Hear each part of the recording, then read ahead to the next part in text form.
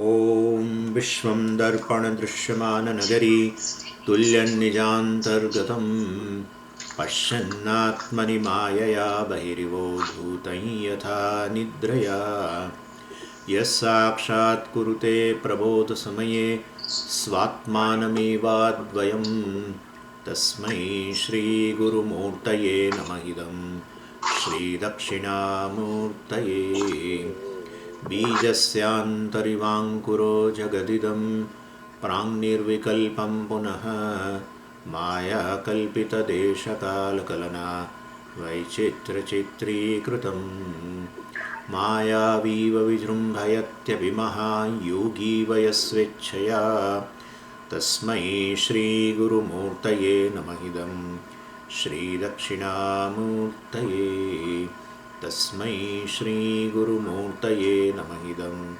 श्रीदक्षिणामूर्तये ॐ सहना भवतु सहनौ भुनक्तु सह वीर्यं करवावहै तेजस्विनावधीतमस्तु मा विद्विषावहै ॐ शान्तिः शान्तिः शान्तिः सदाशिवसमारम्भां शङ्कराचार्यमध्यमाम् अस्मदाचार्यपर्यन्तां वन्दे गुरुपरम्पराम् ॐ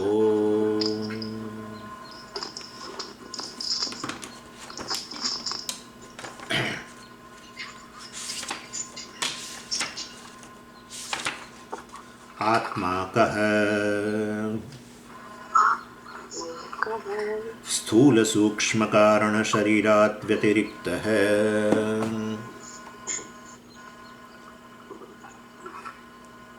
पञ्चकोशातीतः सन् अवस्थात्रयसाक्षी सच्चिदानन्दस्वरूपः सन् यस्तिष्ठति स आत्मा.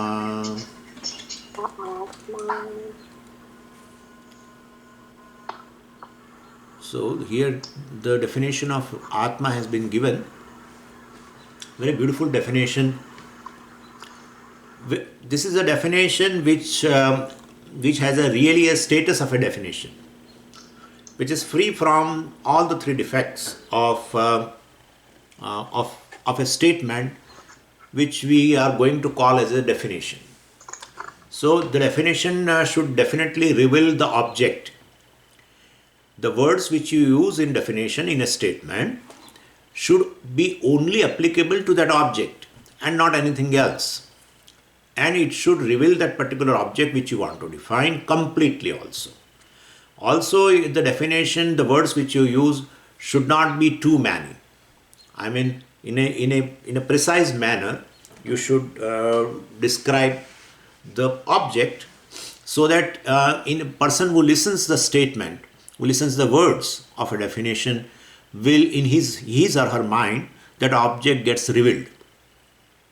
And therefore I said the three doshas are there which are definitely, this particular definition should be free from. These three doshas called asambhavana, and the other one is ativyapti, and the third is avyapti. And now that has been told like Satchidananda Atma, Satchidananda Swarupaha Atma.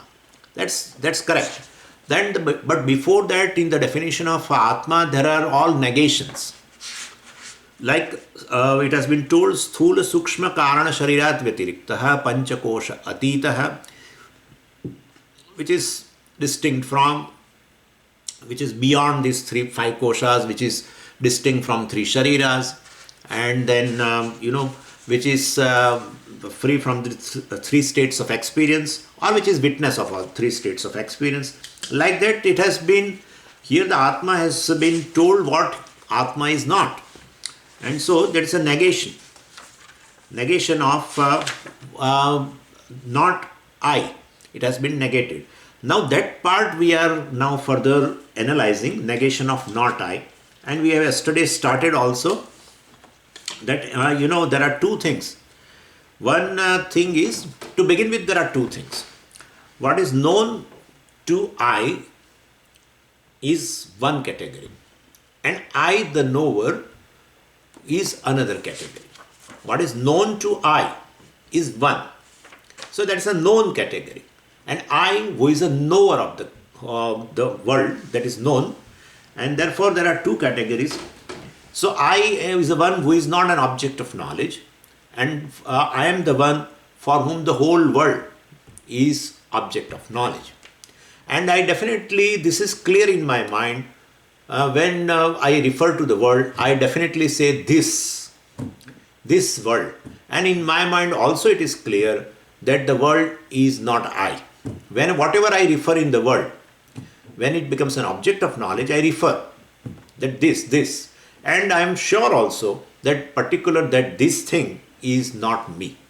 So the known and the knower. I am the subject of the or the knower of the world, and this world is not I, which is known.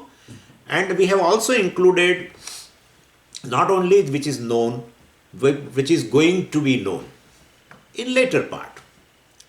That is knowable. Right now unknown. Later it is going to be known. So rather than using the word unknown, we say knowable. Knowable. Today, tomorrow, anytime. But right now it is not known. So that is, these two things are there. One is I, other is non-I. One is knower, other is known, or knowable. Knower plus known plus knowable. So these two things are there. One is subject, other is object. Subject of knowledge, that is knower. Other is an object of knowledge. And that object of knowledge is either a known or knowable. One is I. The I sense is in the knower, and then this sense is there in the known or knowable. So to begin with, we have these two categories. The entire world can be divided into these two categories. And not only, as I said you, not only the objects right now which is known, but there are objects of knowledge for you which you have when you come across the Vedas, Shrutis. Shruti talks about, the lokas, 14 lokas, etc. Well, they are also the field of experiences. They are also objects of knowledge.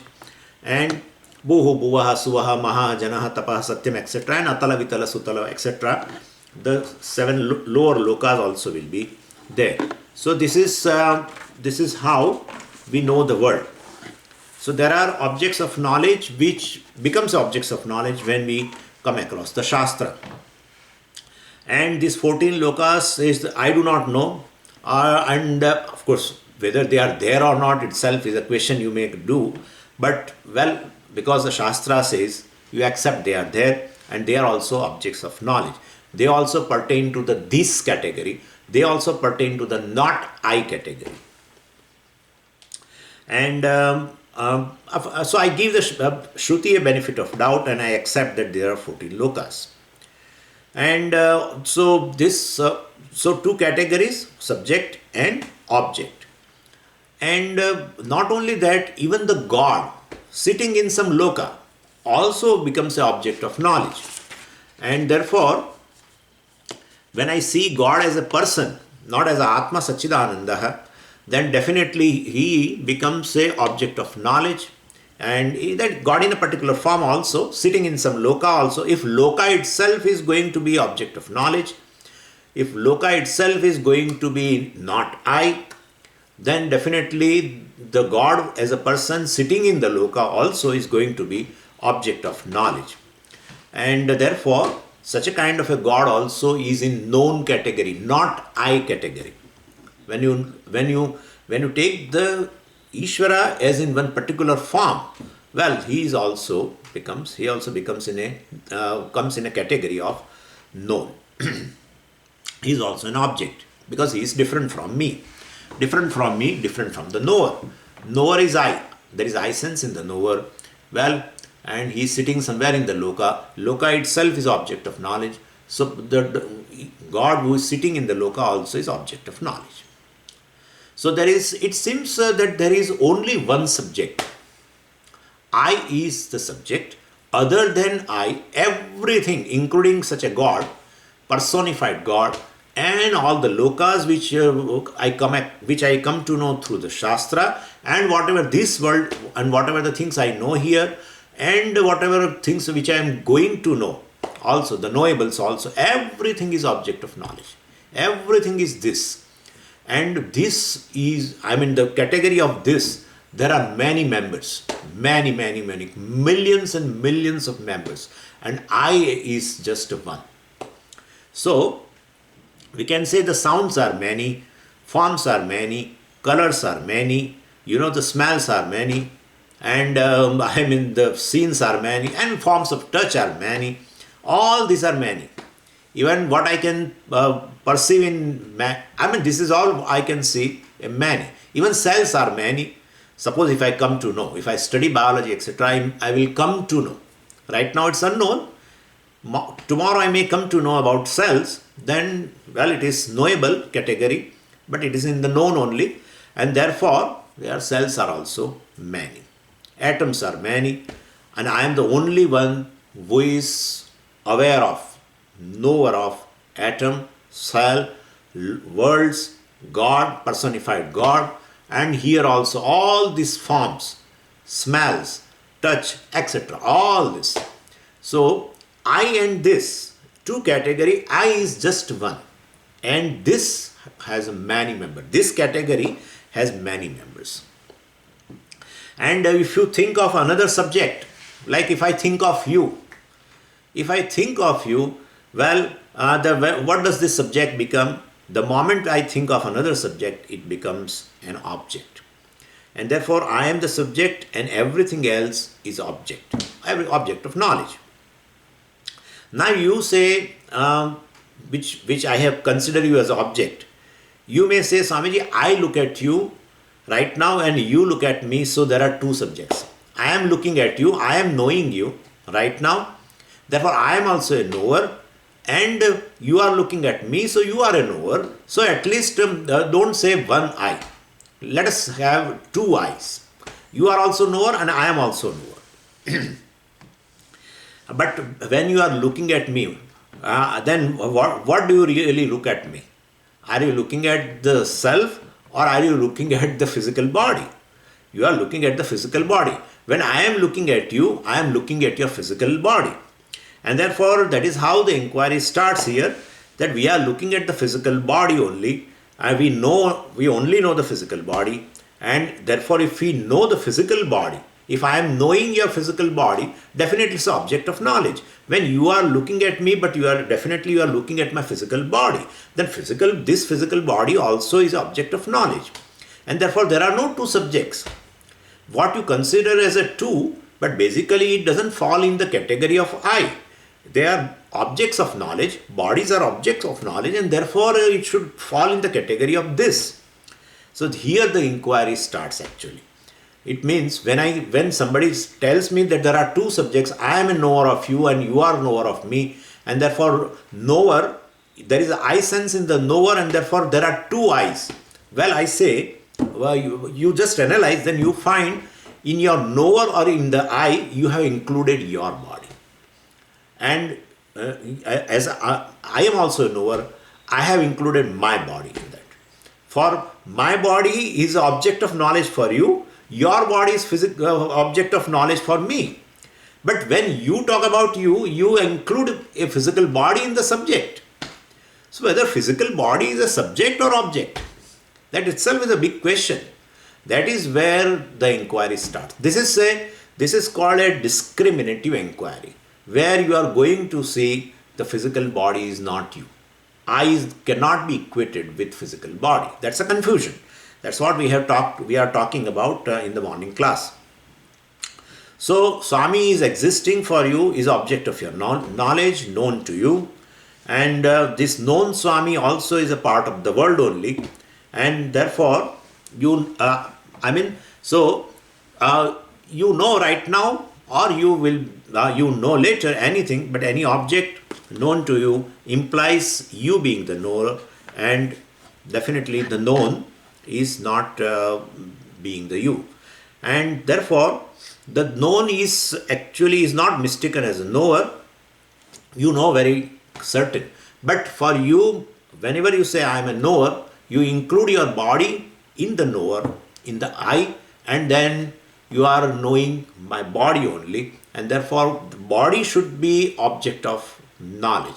Any body should be object of knowledge, because you are also having a physical body, I am also having a physical body, your physical body is subject for you, and this physical body is object of knowledge for you. So that kind of a division cannot be there. Either it is an object, either it is a subject. Well, there is some kind of a confusion is there. We should know this. So this is our now a inquiry, discriminative inquiry, in which we have to see that I am not this body. Whenever I sense is there, even though I am including my body, well, that is should not be included. It should go to the other category called this category, object of knowledge category. Anyway, so as far as the objects other than the physical body are concerned, I have no confusion, and it may happen so that in an objective world I may take one thing for the other. Like somebody is coming from far, he is coming from on the road, and I may take the person differently. I may think that somebody, Mr. X is coming. Maybe, but Mr. X, he is not Mr. X, he is Mr. Y. So this kind of a thing is possible, that you take one object for the other. That is possible, but I do not commit the error of taking object as the subject, so far as this world is concerned. Living the physical body, whatever things are there in this category, I never take it as a subject. Even though I daily know many things in the world, but I have never committed a mistake of taking that object of knowledge as a subject, except this physical body. This physical body is, even though it's an object of knowledge, I have taken it as a subject. So that's for sure. In this objective world also, world of objects, there are many things to which you have a very intimate relationship, special relationship. Like there are millions of children in the world, but particular child is my child. There are millions of males in this world, but a particular male is your husband. There are millions of women in the world, but a particular woman is my wife. There are millions of houses in the world, but a particular house is my house. Millions of cars are there. A particular car is my car. So that shows, even in this category, I am not taking them as a subject. I am not taking car as a myself. I am not taking house as a myself. But I have an intimate relationship with certain objects. That's for sure. And but Swamiji, why do you talk about this? Because what happens is, where I have a very intimate relationship, as though you and that particular object as though become one. I will tell you, like let's talk about the child. See, you say my child. Then when you say some child out of the million as a my child, whatever the condition of the child, that becomes as though your condition. Like the child is sick, then you as though become sick. Even people come to know, people ask you, what has happened to you? So you say, my child is sick. You are not sick, you are healthy. But the child who is sick has no mood, then you also don't have a mood. When child fails an exam, as though you are failed. This is happening. And child becomes very happy because he has gained something, like he has got some scholarship or something in a very good, or he may have got a very good admission in a good university. Then as if you have got the admission. So definitely there are certain objects in the world, the objects of knowledge. Out of that, with certain objects, you have a very special relationship, so intimate to the eye, very intimate to the eye. Therefore, their condition becomes your condition. Even though this is so, when you never say, I am the child. You never take the object as a subject. When the child is born, you never say, I am born. You become so happy. That's correct. And you are, it is, the child is so intimate to you, but you never say, I am born. I see the child, I do not become the child. Nor do I commit the error of taking the child as myself. If I take the child as myself, then when I feed the child, I should be feeding myself. Then when the child's hunger is over, I should feel that my hunger is over. In fact, after that you start eating. After you feed the child, you start eating. You should not, because you are the child. No, but that never happens. So with a certain objects, we put the, a particular word in front of it that's called my or mine. And by that we bring them very close to the subject, I. Still it remains not I. Somebody asks you how old your child is. You never say he is 30-year-old. Or you never feel, what is your birth date? Suppose somebody asks you. And then you don't say that my birth date is just, 2018. Suppose say January 2018. You never say. Your child may be 2-year-old, but you never say, I am 2-year-old. So that shows a clear distinction is there. Please understand this. Object of knowledge and subject, I and not I. A clear demarcation is there. A border is there. The knower, the subject, has a border which runs along a certain periphery. That's in your mind, that's very clear that this much is a knower. And whoever are other than on the other side of that, maybe few of the objects are very near, close to that border, very close. And I call them as my wife, my house, my car, etc., my child. Well, they are so near to that border, yet they cannot cross the border and enter into I. So object of knowledge and the subject of knowledge, this is the bread and butter of the Vedanta. To know very distinctly what is, we generally say object of knowledge, I am subject of knowledge, that is object of knowledge. But what I should be able to appreciate in my mind what is knower. Knower has a certain periphery, and beyond that everything is object of knowledge. Well, we are going to discuss that dermis, etc., is a periphery for the knower. This dermis of this body only is a periphery. And so it runs, the border runs along the dermis. And beyond that everything, even a child also which is beyond the dermis, and wife also which is beyond the dermis, husband is beyond the dermis, all that they are just on the other side of the border.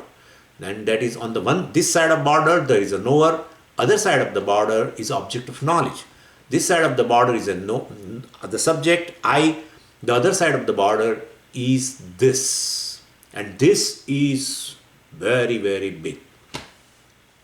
Anyway, so such confusion never occurs so far as knower and known is concerned. So I know the child as a child, not as myself.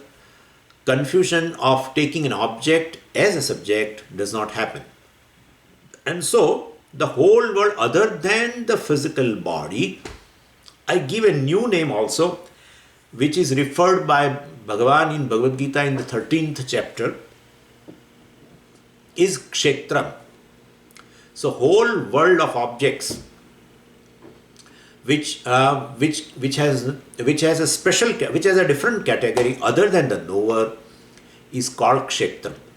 And I, the knower, is Kshetrajnaha. Kshetram janati iti Kshetrajnaha. Kshetram janati, one who knows the Kshetra, one who knows this entire world. It may be a child or it may be any other thing. Well, he is a Kshetrajnaha. Kshetrajna is a knower, and in that knower I have an I sense. And other is object of knowledge in which I have this sense, even without anybody teaching me this thing. From the birth I know this, that there is the whole world in which I have a this sense, and this body in which I have a I sense, or the knower in which I have a I sense. And therefore, I refer to this, the object of knowledge as a this. So this tree, this plant, this child, this etc., etc., this moon, this heaven, etc. So everything can be referred to by, even including the God.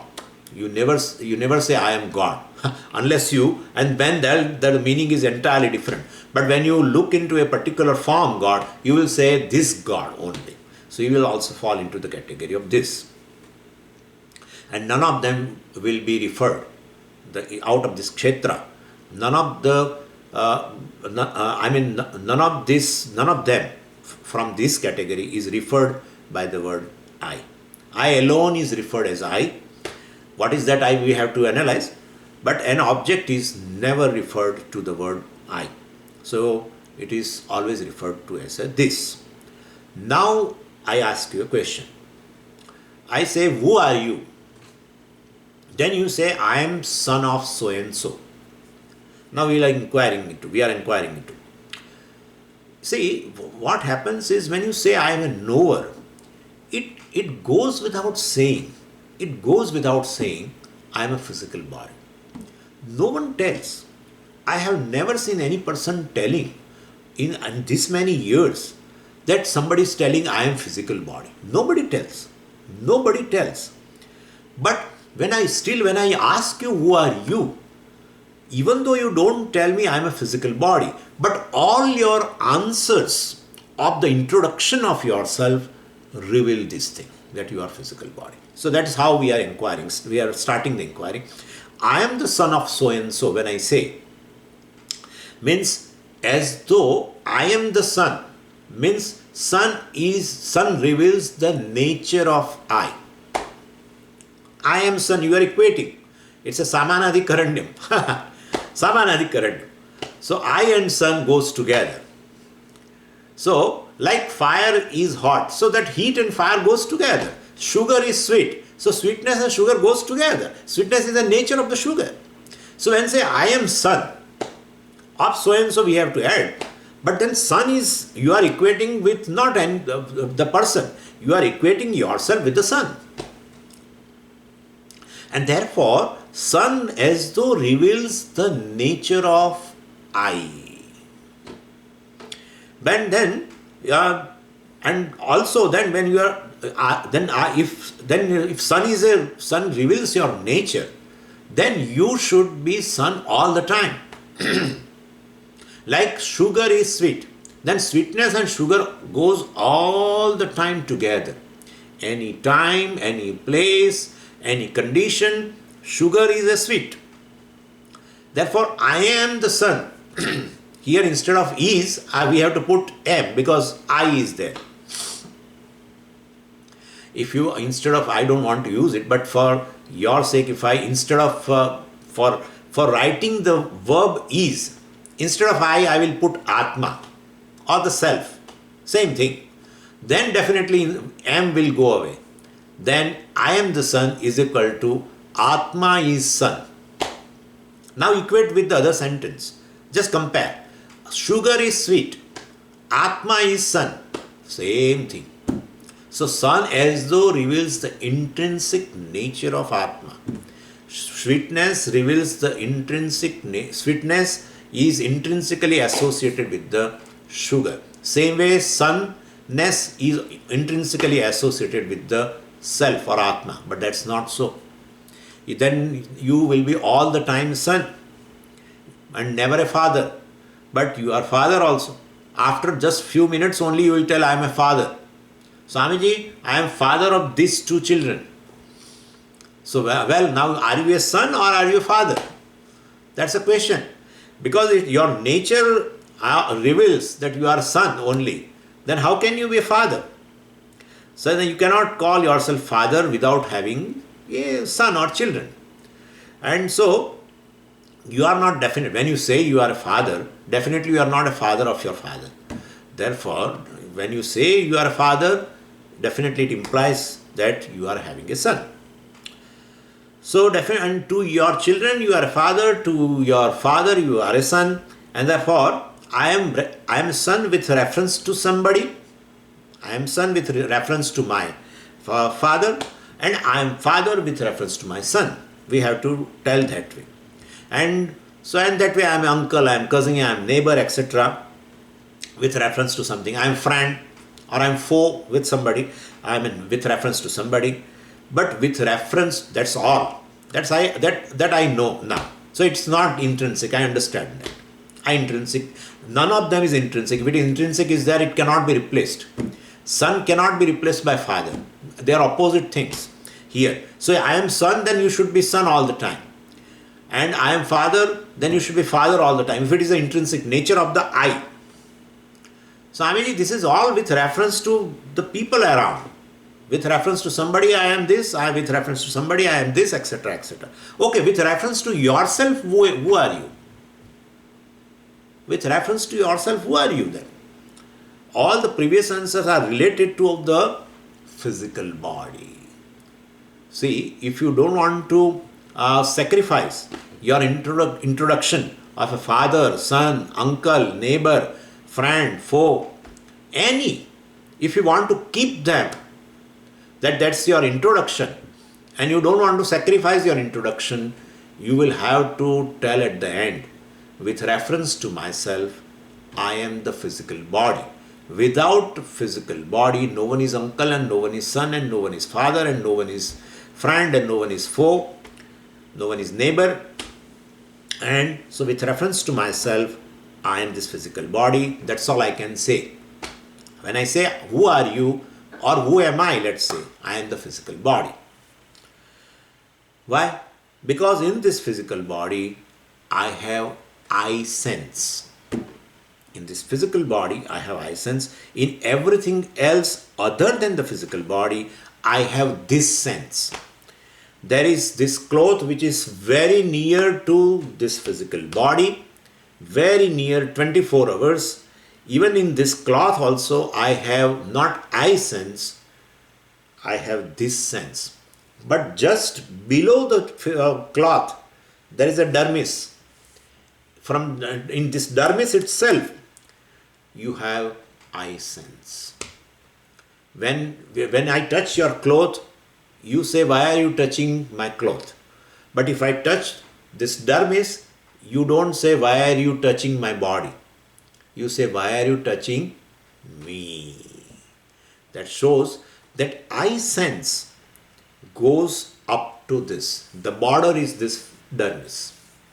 And other than that, which is even very close to this physical body, close to this I, whatever is even there, I have a this sense. And well, other than, beyond that everything, I have this sense. Please kindly do the inquiry that I am not the body the way I am doing right now. This is called Nididhyasanam. This will not help. I am not physical body. Physical body is mithya. It's bunch of cells, bunch of the elements. I am not this bunch of elements. That's not going to help.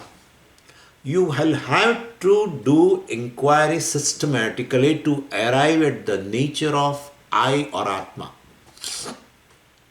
And this is the only way we can do. I can negate what is not I in this method. First, physical body. Then later something else also is there. We'll see that. So we have to still inquire. So I have a I sense in the body. And therefore I am physical body. And that's correct. So there is this cloth which is very close to my body. Even I do not have I sense. And so that's how I never say I am the jibba or I am the dhoti. But in this physical body, definitely I have I sense, and therefore if somebody touches, definitely I tell that. So far as the cloth is concerned, I have no confusion that I call the cloth as this. I never call the cloth as I. No confusion. But when the physical body comes, definitely I say I. But it's not, Swamiji, it's not a confusion. That's a reality. Somebody show me a single person in the world who says that I am not physical body. everyone who is born and the people who are dead, the majority, before they left, they whole of life, their whole expression of themselves are in terms of the physical body. So it is a reality. It's a reality. I am the physical body is a reality. And therefore, let's not inquire into. But the inquiry is very, very essential. I will tell you the purpose. So I am not, right now, this is my introduction that I am the physical body. With reference to myself, I am physical body. With reference to other people around, I may be neighbor, son, etc. That's correct. But they are all fluctuating because I am a father also and I am son also. And then ultimately with reference to myself, I have to talk about, and that is, I am the physical body. If I am the physical body, I am father. If I am the physical body, I am son. If I am the physical body, I am householder. I am the physical body, I am kshatriya. I am the physical body, I am other thing, whatever, neighbor, friend and foe and whatnot. So all your eyes, whenever your expression of yourself, or in the center of that, that I am the physical body is inherently present. So when you are, when your body is touched, definitely you, not only you are expressing, you feel inside that I am touched, right? Of course, you may express also, sometimes you may not express. But whenever I touch your body, in your heart you feel that I am touched. And then you express that, why are you touching me also? Well, and so, and not only that, see the other things also. So when the body is walking somewhere, it's not that somebody else is walking. You say, I am walking. If body is tall, I am tall. If a body is fair, I am fair. Body is dark, I am dark. Body is fat, I am fat. Body is lean, I am lean. If body is here, I am here. It's not that the body remains here and I go somewhere. It's not. So I do not leave the body. Where the body is, there I am. And so when the body sleeps, I sleep. When the body stands, I stand. When the body walks, I walk. When the body is lying down, I am lying down. So whatever the body is, whatever may be the condition is, wherever the body is, there I am. Whatever the body is, that I am. And therefore, whatever the body does, that I do. Whatever body experiences, I experience. All this heat, cold, etc. also, body experience. No, I am experiencing heat. I am experiencing the cold. So everything so intimate. I and physical body is totally combined. That's okay, Swamiji. I am physical body. Why a combination? Why are you doing like this? There are no two things. Only one thing is there. Therefore, that's how people say like that. All their expression in terms of walking, going and sitting and lying down, all when they say, definitely body lies down, that I am lying down, that because body is I am the body. What is wrong in that? Well, okay. Now when the question is asked, who are you or who am I? The answer should be, I am the physical body. Right? Now because it has been clear. Nothing else is me. Nothing else, including the cloth, which is so near to the body. So when the body is healthy, I am healthy. When the body perishes, I perish. That's what my fear is. But this conclusion that I am the body is little hasty. Hastily you are saying, without inquiry you are saying, and that's how this morning we have started the inquiry. We have started the inquiry because the decision of any human being, so far as giving this, so far as this, the conclusion of this human being that I am physical body is without thinking. It's without thinking. Okay. So when I say, let's inquire. When I say I am tall, is it not because that this body is tall? Do I know the tall body or not? I am asking you questions. First question is, if you say I am tall, fine. Is it not because that the body is tall? So I say I am tall. Do I know the tall body or not? If I do not, no, I don't know tall body. Then how do I say I am tall? right? Suppose, so when I say I am tall, definitely is it not because the body is tall? Well, body is tall, that's okay. But do I know do I know the tall body or not? No, I know the tall body. Then if you know the tall body, if you say, no, I don't know the tall body. If you say you don't know the tall body, then how are you saying you are tall? No, Swamiji, I know the tall body. Well, that's fine. That's where Ishvara's grace has started. Ishvara's grace this is a starting point of a grace. You say, I know the tall body. Fine, very good. I know that it is the body that is tall. I know the tall body, which is like ever knowing the other things. I know the sky is blue. Right now I know this, the beautiful sun has appeared. I know the window in front of me. I know this computer. I know this book. Same way I know the tall body. What? Please tell me the difference that you know a computer, you know a mobile phone, and you know a tall body. What's the difference? Please tell me. If you find some difference, let me know. I don't know the difference. I don't know the difference. Just as I know any other thing in the world, I know the tall body, and then only I can say I am tall. If you say that I am tall, all right, but I don't know tall body, then how can you use a word? How can you use this sentence, I am tall? Oh, that's correct. So I know the tall body, which is like you are knowing the sky and stars, or a very specific object also I can say. When I see a tall tree, I do not say I am tall. Now let's take something else out of these objects which I know. When I say this tree which is in front of me, I see it, I know this tall tree, I never say I am tall.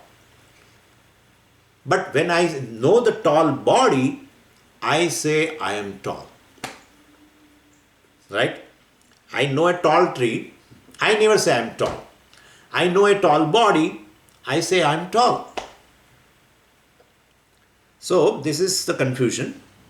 So it's actually, you know a tall tree, you know a tall body. Both are objects of knowledge. No difference. You are a knower and they are objects of knowledge. Just as you know a tall tree, you know a tall body. But when you know a tall body, you immediately take it as I am tall. That's what I meant by saying your conclusion is little hasty.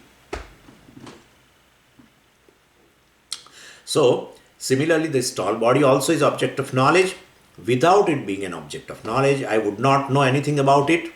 And since I know the body, tall, fat, short, lean, etc., whatever, I am knower of the body, and then only I am making the statement, I am lean, I am fat, etc. When you say I am fat, you definitely know a fat body. When you say I am lean, I definitely know a lean body. When you say I am fair, but definitely you know that fair body, etc. Therefore, it is like a tall tree or a lean tree or a fat tree who has a fat trunk, etc. It's like that. But there you don't take as, when you know as some very lean tree, you don't take it as a lean tree. You don't take yourself as a lean tree. You don't say I am lean. But when this body, which is also object of knowledge, without being an object of knowledge, can never use this expression I am tall. When I say I am tall, definitely I am knowing the tall body. When I say I am lean, I am definitely knowing that the body is lean. But this is how it is. This is called self-confusion. When you know the tree which has some illness, you can know, sometimes we are able to see it also that it has got some kind of a disease now, it may be going to die, etc. Well, but you don't say I am ill. When the body has illness, you say I am ill. Well, that's also object of knowledge. Tree also is object of knowledge. And you are using also that you know that this tree has illness. Same way you know the body has illness.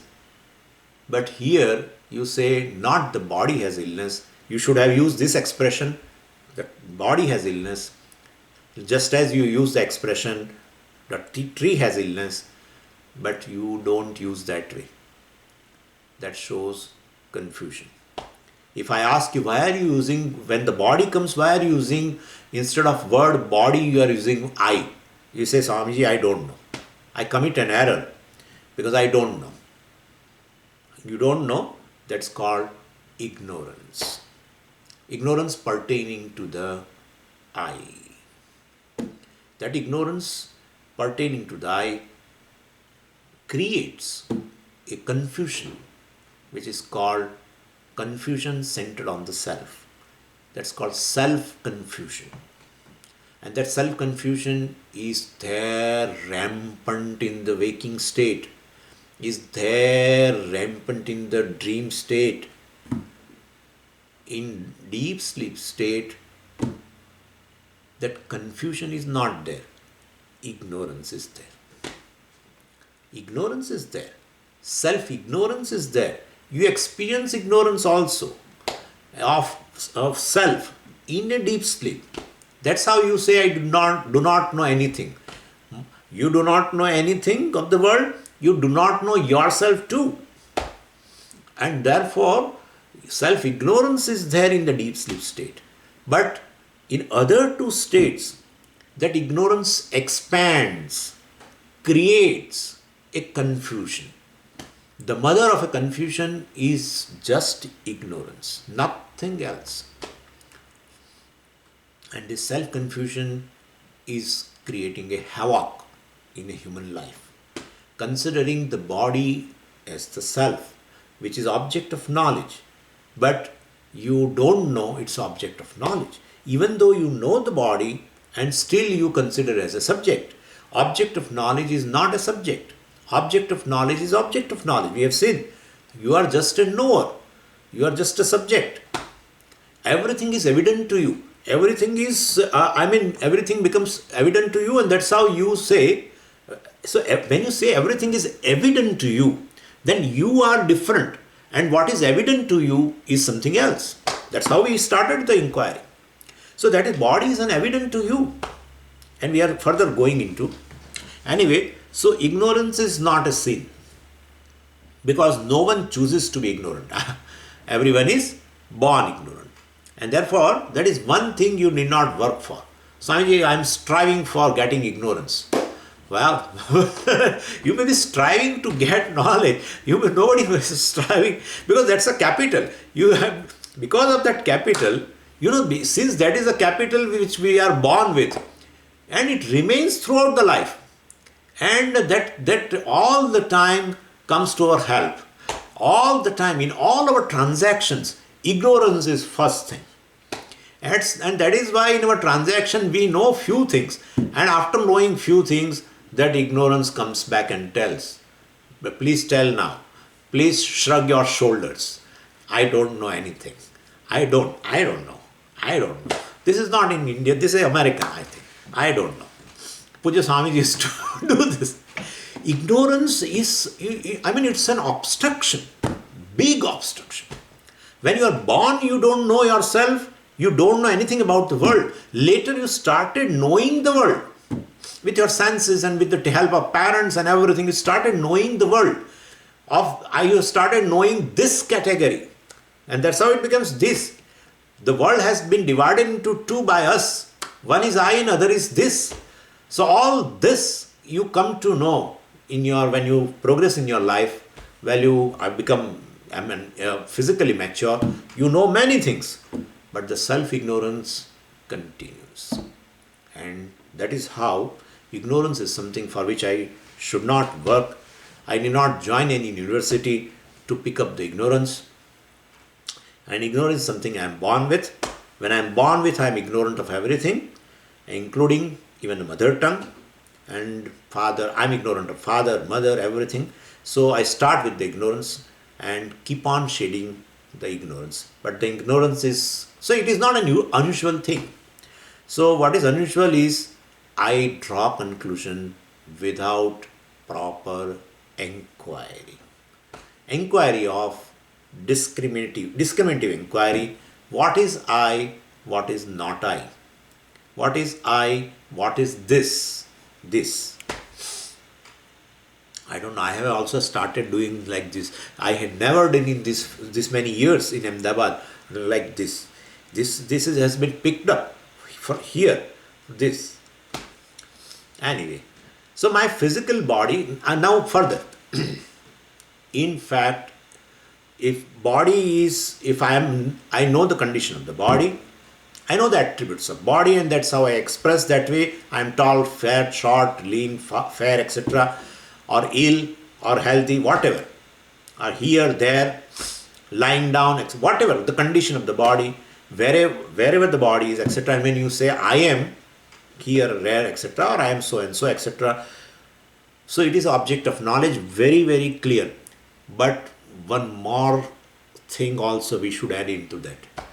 It's an object of knowledge which is very, very clear object of knowledge for you. Your body is an object of knowledge for you intimately. What you can talk about your body, nobody in the world can talk about. Even not your parents can talk about. So my physical body is as good as an object of knowledge as any other physical body. In fact, I know my body more intimately than you know about my body. That's the reason I am able to say I have a headache and Swamiji, I don't want to attend the class. Swami will not be able to know that whether you have headache or not. But definitely you can tell Swamiji, I have headache. Perhaps this talk has created a headache, whatever it may be. But then, therefore, so you know your headache intimately, then this Swami knows about you. Even the Swami is very close to you, still will not be able to know. So in the office also we apply the leave like that. We tell our manager that I have a back pain, I have this pain, and so I want to go home. And manager cannot verify. He has to give you a leave. So, I mean, what I'm saying is, whatever be with the condition of your body, you know the body intimately. This particular, rather than anything in the world, belong to this category of the world, belong to this. The most intimate knowledge you have is about your body. So I know more physical body more intimately than yours. And so I cannot be the object of knowledge, but the body definitely is. I as such cannot be the object of knowledge because I am the subject, the knower, but the body definitely is the object of knowledge. So I am different from the body. And that is how even though with the doctors, they know the body, they can release the medical bulletin when I am in hospital. Well, I tell you, more than that doctor and more than that medical bulletin, I can tell what is happening right now in the body. Even they in a medical bulletin, they show that he has such and such temperature, and he is feeling he cannot breathe properly, etc., etc. What? But when the medical bulletin is released, and even the doctor has come and inquire about it, and doctor has to ask you. Doctor has to ask you. Let him measure the temperature, everything. That's correct. But he has to ask you a few questions. How do you feel? Are you able to breathe properly? Do you need ventilator? This, that, etc. He has to ask you. Accordingly, he can make a medical bulletin. So doctor knows the physical body, well, fine. But more than that, you know your body intimately. And therefore, such a clean object of knowledge about which I can talk from the childhood, what has happened to the body, everything I can talk. Hours and hours I can talk about this body. Perhaps I may not be able to talk about any object in the world for hours and hours. Perhaps. You will have, your knowledge get exhausted. But about the body, you can talk everything from morning to evening. It takes 1 hour to talk about what has happened to the body. People take time also. You just ask, how are you? And they start. From 1957 onwards, they start. And you have heard several times. Now you also know by heart. that wow, what has happened to him. He talks about his parents and everything. Not only parents, they talk about other things also. Their great grandfathers and everything. Ultimately, anyway, so everything person is talking, keeping in center the physical body. Well, so this physical body is, let's say, as good as. We'll give some concession. In my understanding, physical body is most. It should fit 100% as object of knowledge. But let's give a concession. Like I know a computer as object of knowledge, even physical body is as good as object of knowledge, like any other knowledge, any other object. Okay, so I am this physical body is a wrong conclusion. That's in definition told sthula sukshma karana sharirat vyatiriktah. Then you have to make three parts into that. Sthula sharirat vyatiriktah atma, sukshma sharirat vyatiriktah atma, karana sharirat vyatiriktah atma.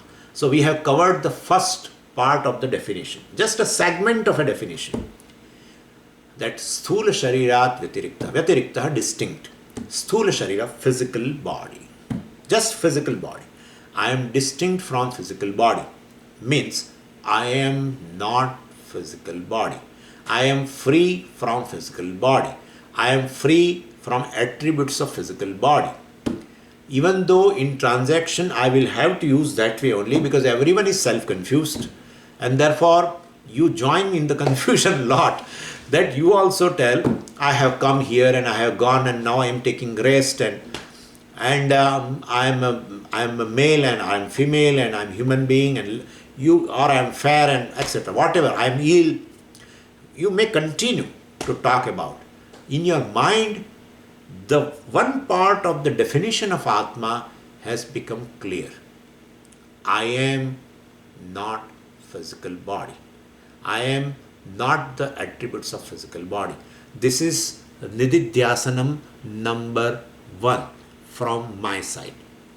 Now think about it, and well, so two categories, let these two categories continue. I, the knower, and not I, or this, or object of knowledge, another category, and physical body which was included in the I, included in the knower, with I sense in the physical body. Well, we have discerned this, we have inquired, discriminative inquiry we did, and we came to know today that I am not the physical body. There are many logics also behind that, which I have talked about in the chapter 2 earlier verses.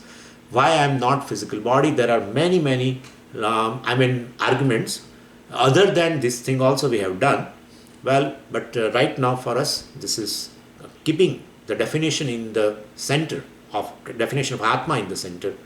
We say this is enough. Sthula sharirat vyatiriktah Atma. Om Purnamadav Purnamidam Purnat Purnamudachyate Purnasya Purnamadaya Purnamevavashishyate. Om Shanti Shanti Shanti. Harihi Om Shri Gurubhyo Namaha. Harihi Om.